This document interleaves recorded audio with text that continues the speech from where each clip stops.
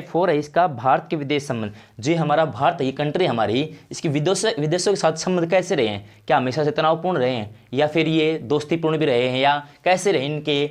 और आपको एक पॉलिटिकल साइंस का जो मुख्य क्योट्स है, ये बहुत बड़ी कहावत है कि वो कही जाती है कि पड़ोसी का पड़ोसी हमेशा दुश्मन होता है। ठीक है, तो चाणक्य नीति आपने पढ़ा होगा, अगर भारत का पड़ोसी पाकिस्तान है तो पाकिस्तान भारत का क्या है? दुश्मन है।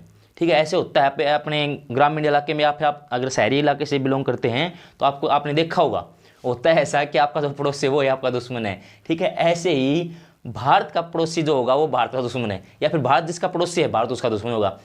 आपका पड़ोसी आपका दुश्मन होगा और पड़ोसी का पड़ोसी आपका दोस्त होगा। ठीक है, ये आप अगर पॉलिटिकल साइंस में आगे जाके पढ़ोगे, अगर आप मास्टर्स करोगे तो उसमें आपको पढ़ने को अच्छा मिलेगा, या फिर आप पॉलिटिकल साइंस की कोई ऐसी बुक लेकर जो ब्रॉड उसमें सब्जेक्ट्स हो पूरा कवर कर रखा हो तो आप उसमें देख सकते हैं। ठीक है, ये हो गए भारत के विदेश संबंध कि भारत के विदेश संबंध अपने पड़ोसी के साथ है कैसे रहे, और आप भी बता सकते हो आपके अपने पड़ोसी के साथ संबंध कैसे रहते हैं। ठीक है, हमें सबको पता है पड़ोसी के साथ संबंध कैसे रहते हैं। सबके पड़ोसी ऐसे होते हैं, ये नहीं है कि आपके पड़ोसी ऐसे हैं, सबके पड़ोसी ऐसे होते हैं। वो अगर एक ग्राम के स्तर पर हैं तो जैसे आपका ग्राम कोई भी है, जैसे हमारा गाँव, अब मैं निंगाना से वीडियो ये रिकॉर्ड कर रहा हूँ तो हमारे गांव के अगर पड़ोसी में बताऊँ तो ढाणीमाऊ दुल्ले डेरीवा सही है, हमारे पड़ोसी हो गए।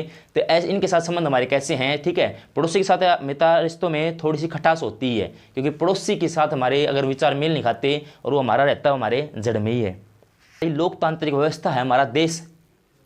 दुनिया का सबसे बड़ा लोकतंत्र कहाँ पाया जाता है दोस्तों? आप सबको पता होगा, दुनिया का सबसे बड़ा लोकतांत्रिक देश भारत है। ठीक है, अगर कहीं पर एग्जाम में क्वेश्चन आ जाए तो इसको याद रखना है, दुनिया का सबसे बड़ा लोकतांत्रिक देश कौन सा है? ठीक है, अगर कहीं आप इनको नोट डाउन करते हो तो बहुत अच्छी बात है। कौन सा है? भारत।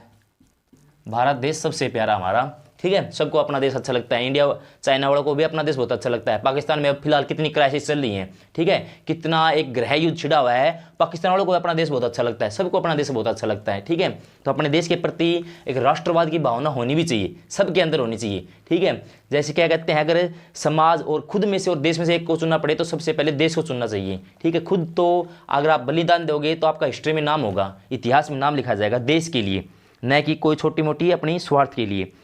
फिर इसमें क्या होता है? लोकतांत्रिक व्यवस्था का संकट। भारत में लोकतांत्रिक व्यवस्था का संकट कब कब छाया? सबसे बड़ा संकट तो आपको सबको पता होगा कब छाया था, ये मैं डेट लिख देता हूं, आप कमेंट सेक्शन में बताना क्या हुआ था इस दिन।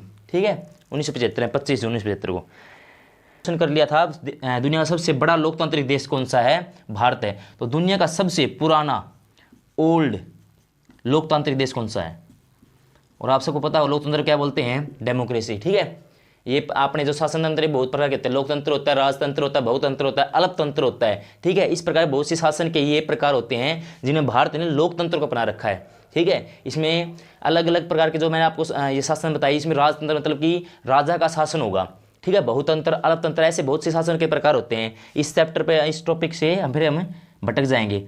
तो सबसे पुराना लोकतंत्र किस देश में पाया जाता है? अमेरिका में। ये छोटे छोटे जो पॉइंट आपको लगते हैं ना, ये बहुत ही इंपॉर्टेंट होते हैं और हमारे माइंड से कई बार ऐसे स्लिप हो जाते हैं कि ये पूछेंगे दुनिया का सबसे बड़ा लोकतांत्रिक देश कौन सा है, ये तो याद रह जाएगा कि भारत है।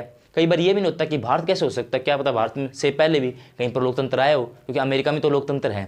और लोकतंत्र क्या आपको हत्या पता होगी, भारत में भी हो चुकी है और अमेरिका में भी हो चुकी है। ठीक है, अगर आप करंट से जुड़े हुए हों तो डोनाल्ड ट्रंप का जो पिछले 1-2 साल पहले जो घटना हुई थी, या फिर भारत में जो लाल किले पर किसान आंदोलन के द्वारा जो झंडा फहराया गया था, ठीक है, तो वो एक प्रकार से लोकतंत्र की हत्या ही थी। ठीक है, इस टॉपिक पर न जाते हुए आगे देखते हैं हमारा पहला पार्ट का होगा, वो होगा भारत के विदेश संबंध। ठीक है दोस्तों, अब आप सोचेंगे कि सीधा आप 4th चैप्टर क्यों करा रहे हो, तो मेरे कुछ स्टूडेंट्स हैं जिनको मैं पढ़ाता हूँ अभी फिलहाल घड़ी, तो उनको मैं 4th चैप्टर में आया हूँ उनसे, तो उनको मद्देनजर रखते हुए मैं कराऊंगा सारे चैप्टर दोस्तों। ये नहीं कि ये सिर्फ भारत का जो भारत की विदेश संबंध है सिर्फ इन्हीं नहीं कराऊंगा, ये आपको पूरे चैप्टर है मैं आपको करा के दूंगा, आपको बिल्कुल क्लियर कराऊंगा। लेकिन हम अध्याय 4 से शुरू करेंगे, भारत के विदेश संबंध, कि भारत के विदेश संबंध कब से, ठीक है, जब से भारत आज़ाद हुआ। अगर मैं यहाँ पर 1946 लिखूँ तो 1946 में क्या हुआ था? 1946 में भारत में अंतरिम सरकार का गठन हुआ था, जिसके प्रधानमंत्री कौन बने थे? पंडित जवाहरलाल नेहरू। ठीक है, नेहरू जी। अच्छा दोस्तों, एक बात तो होती है खास, जितने भी बड़े नेता राजनेता हुए हैं बहुत अपने पुराने समय जो स्वतंत्रता सेनानी रहे हैं, ये भी हमारे स्वतंत्रता के सेनानी हैं। ठीक है, इनके पिताजी मोतीलाल नेहरू जी। तो जितने भी हमारे देश के बड़े बड़े पदों पर रहे हैं, हमेशा उनका नाम मैं इज्जत से लेना सीखूँ दोस्तों, ठीक है। अब कई बार मैं पूछता हूँ किन्हीं बच्चों से कि हमारे प्रदेश का मुख्यमंत्री कौन है, हमारा प्रदेश आप सबको पता है हरियाणा है, तो सीधा बोलेंगे खट्टर, ठीक है। तो ऐसा दोस्तों वो एक पद पर, ऐसे पद पर है जो सर्वोच्च पद है हमारे प्रदेश का, ठीक है। एक प्रकार से वो राजा है हमारे प्रदेश के। तो राजा का नाम कभी ऐसे, ठीक है, आप उनमें उनकी पार्टी में आस्था रखते हैं, विश्वास रखते हैं, कोई इससे दो राय बात नहीं है, आप रखो ना रखो उससे कोई मतलब नहीं है। लेकिन देश का जो राजा है या फिर देश का जो प्रदेश का मुख्यमंत्री है, उसका नाम थोड़ा अच्छे से, थोड़ा इज्जत से लेना सीखो बच्चों, ठीक है। ये नेहरू जी हैं, जो पंडित जवाहरलाल नेहरू जी, 1946 में जो अंतरिम सरकार का गठन हुआ, उसमें क्या हो गए थे, ये प्रधानमंत्री चुने गए थे। फिर ठीक है, 15 अगस्त 1947 को क्या हो गया, देश आज़ाद हो गया। बिल्कुल एक एक साल को क्लियर करते चलेंगे। फिर हमारा देश आज़ाद होते ही जो सरकार बनती है, उसके यहाँ पर अंतरिम सरकार चली रही है, यही है स्वतंत्रता के बाद। और आप सबको पता होगा 15 अगस्त को लाल किले पर झंडा कौन फहराता है। एक दिन मैंने आपको पहले भी क्लियर कराया था ये चीज़ें। 15 अगस्त और 26 जनवरी,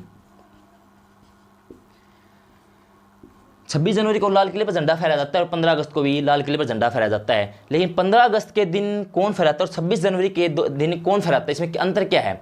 देखो मैं अपने चैनल पे ही आरडी गुरुकुल पे पहले भी बता चुका हूँ, एक फिर क्लियर कर देता हूँ। 15 अगस्त को हमेशा झंडा फहराएंगे प्रधानमंत्री जी, ठीक है।